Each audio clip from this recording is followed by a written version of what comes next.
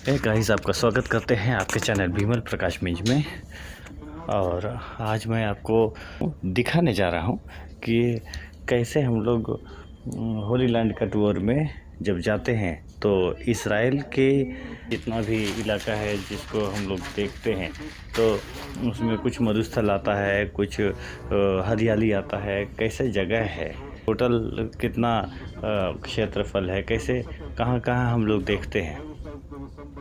आपके मन में बहुत सारी चीज़ें हैं जो कौंधते रहती होंगी सवालों के रूप में कि कैसा रहता होगा।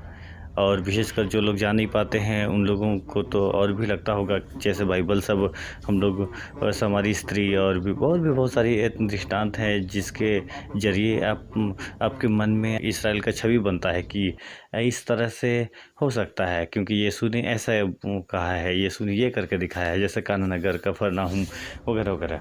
तो बहुत सारी चीज़ें हैं जो बात करने के लिए है।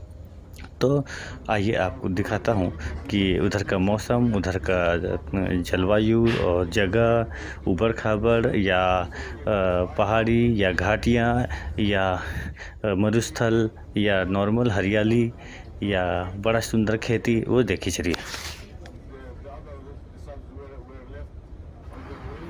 और कुछ लोग जा भी पाते हैं तो वो अपनी नज़रों से कैसे देख के आते हैं और उसको बयान अपने लोगों के बीच में कैसे करते हैं, वो भी बातें हैं। और चूँकि हम लोग बाइबल की नज़रों से भी देखते हैं और ज्योग्राफिकल नज़र से भी देखते हैं और श्रद्धा की नज़र से भी देखते हैं, तो सभी नज़र से हम लोग देखते हैं। और हम लोग तो चूँकि इस काम में है इसलिए प्रभु की इच्छा है तो हम लोग बिजनेस की नज़र से भी देखते हैं।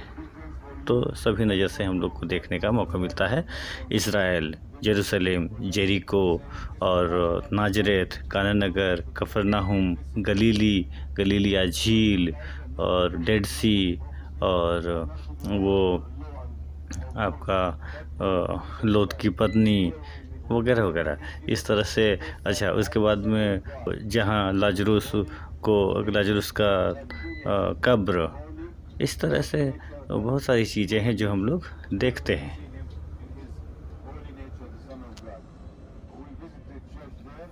बिथानी, जो यीशु ने 4 दिन के बाद उसको जिंदा कब्र से निकाला, वो जगह।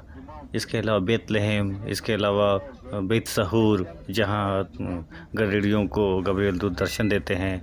इसके अलावा और बहुत सारी जगह हैं, जैसे कि कलवारी और गोलगोथा तो है ही, साथ ही साथ रूपांतरण का जो पहाड़ है वो, उसके और प्रभु का स्वर्गारोहण, और जिस रास्ते से खजूर पर्व में मतलब जेरूशलेम में प्रभु यीशु प्रवेश करते हैं नाजरेत की तरफ से। और इसके अलावा गेत्सेमनी बारी कैद में रखते हैं। इसके अलावा वो सारा 14 स्थान वगैरह वगैरह। तो जितना चीज़ हम लोग देखते हैं वो सारा चीज़ देखने के बाद हम लोगों का जो निष्कर्ष है वो कैसा आता है, कैसा निकलता है, तो उसको हम लोग देखते हैं। और हम लोग जॉर्डन में जहाँ मूसा का देहांत होता है, माउंट नेबो और मदाबा जो जगह है, जो जहाँ एकदम पुराना से पुराना, आज से 1700-1800 साल पुराना गिरजाघर सब है, वो सब के बारे में भी हम लोग चर्चा नहीं कर रहे हैं। हम लोग इजिप्ट में जो प्रभु यीशु बालक थे और माँ मरियम और जोसेफ मिस्र में कहाँ रहते थे, फिर मूसा टोकरी में नील नदी में कहाँ पाया गया था, और वो सब चीज़ का चर्चा हम लोग नहीं कर रहे हैं। फिर रास्ते में सिनाई पहाड़ है, सिनाई पहाड़ के रास्ते में नदी समुद्र के आसपास में कहाँ पर कुआं है जहाँ पर लोग 30-35 लाख लोग इसराइली लोगों को पानी कहाँ पिलाते हैं, वो सब चीज़ का चर्चा हम लोग अभी नहीं करेंगे। लेकिन हम लोग फोकस कर रहे हैं जेरूशलेम के आसपास का इलाका जो इसराइल में है, और कुछ इलाका जो फ़िलिस्तीन में भी आता है वेस्ट बैंक के नाम पर, वो सब का चर्चा हम लोग करेंगे। माहौल कैसा रहता है, और आप यदि कुछ और भी जानना और पूछना चाहते हैं, कुछ आपके पास में भी सवाल है, तो आप ज़रूर कमेंट बॉक्स में पूछ सकते हैं। और वीडियो पसंद आएगा तो उसको लाइक कीजिए और लोगों के साथ शेयर कीजिए, और कुछ भी कमेंट करना हो तो ज़रूर कीजिए। और अगर हमारा चैनल पसंद आता है तो उसको सब्सक्राइब करके हम लोगों को खूब ज़्यादा प्रोत्साहित कीजिए। Thank you. Rahba'am, he made an Israel state up in the north, and after Rahba'am, Ahab, the king who married Elizabeth, which was Canaanite, ruled this area in the 10th century. After the division of the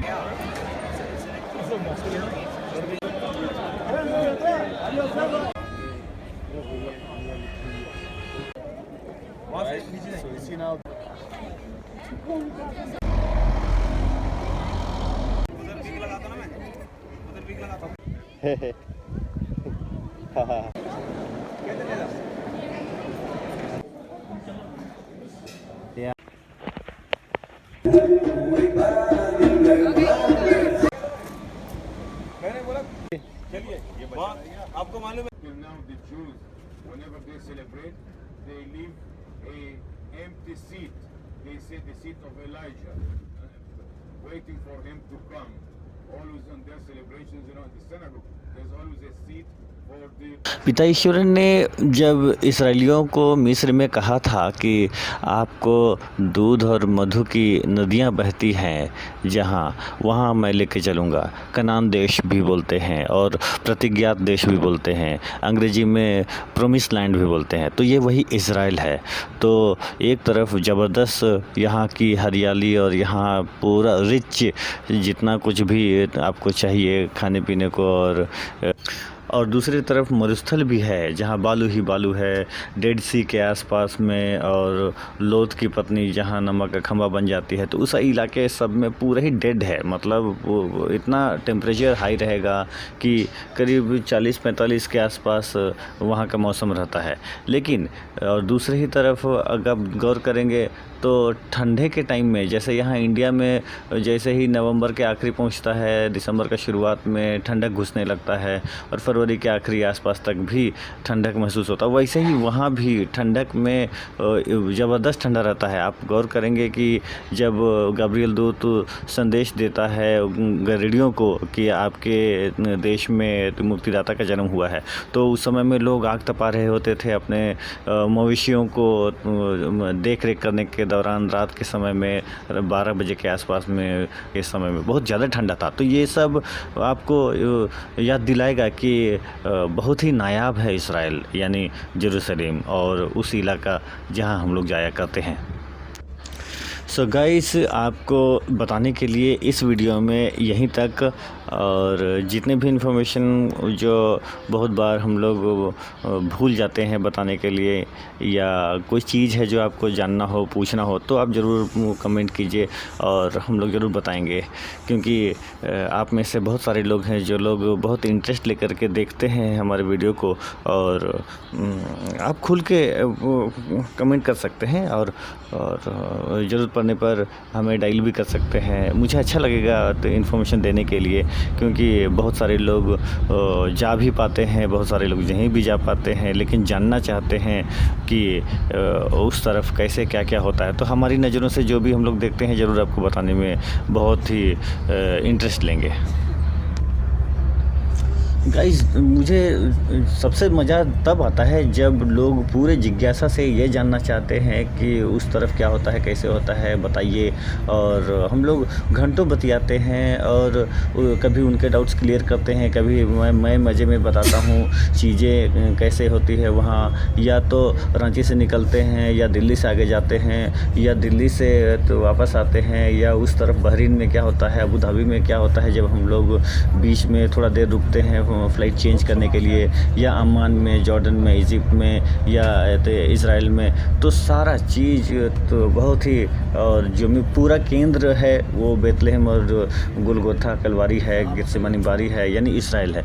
तो सारे चीज़ों को हम लोग revive करने की कोशिश करते हैं, जो हम लोग बचपन से बाइबल में देखते हैं और फादर लोग से उपदेश में, गिरजाघर में उपदेशों में हम लोग देखते सुनते हैं। तो वो सारा चीज़ याद आता है और वो सारी चीज़ों को चर्चा करने में अच्छा लगता है। ये कहीं न कहीं श्रद्धा का भी मामला है, कहीं न कहीं एक दूसरे का हम लोग मदद करते हैं कि कैसे-कैसे, क्या-क्या जगह हम लोग देख के आते हैं और कैसे-कैसे आप देखना चाहते हैं। मौसम के बारे में, कपड़ों के बारे में, क्या पहनेंगे, क्या ले कर के आएँगे, कितना पैसा लेके जाएँगे और कहाँ-कहाँ, क्या-क्या हम लोगों को सुरक्षा का ध्यान रखना चाहिए, कहाँ पे हम लोग को फ़ोटो खींचना है, कहाँ नहीं खींचना है और नियमों का पालन करते हुए हम लोग आगे बढ़ते हैं और सुरक्षित घर वापस आते हैं। तो वो सारी चीज़ें हैं जो हम लोग चर्चा करते हैं जब फ़ोन पर या आमने-सामने, तो घंटों हम लोग इसी चीज़ पर डिस्कशन चलता रहता है। बहुत मज़ा आता है। तो आप भी फ्री हैं, कभी भी कोई भी चीज़ जानना हो, जानकारी लेना हो तो आप फ़ोन कर सकते हैं। मैं हमेशा आप लोगों के लिए उपलब्ध रहूँगा।